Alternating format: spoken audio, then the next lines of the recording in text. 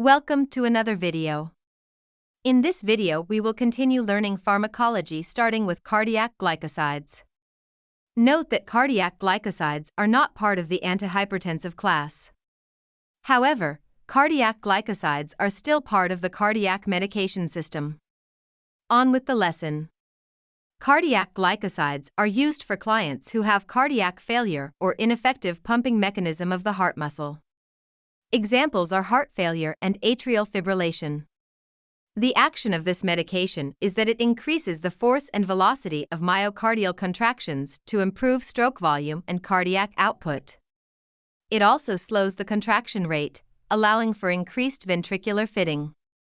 The main medication used in the cardiac glycosides group is digoxin. Precautions and interactions to be aware of are the following. Thiazide of loop diuretics increase the risk of hypokalemia and cause digoxin toxicity. ACE and ARBs increase the risk of hyperkalemia.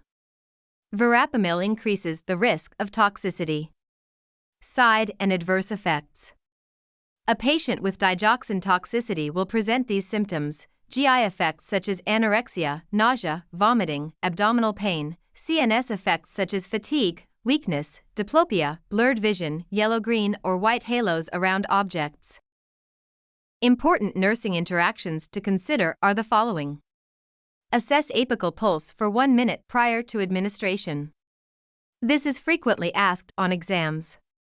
Notify the provider if the heart rate is less than 60 for adults or 70 for a child or 90 for infant.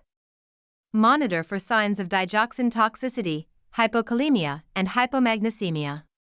Notify provider of any sudden increase in pulse rate that previously had been normal or low.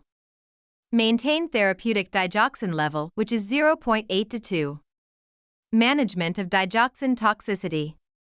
Discontinue digoxin and potassium-wasting medications. Treat dysrhythmias with phenytoin or lidocaine. Treat bradycardia with atropine. For excess overdose, administer digoxin immune FAB to prevent absorption. Alright, that's it for this video. In the next video we will continue the lesson by learning about antianginal medications. See you soon and thank you. If you find this video useful, please help this channel grow by liking and leaving a short comment.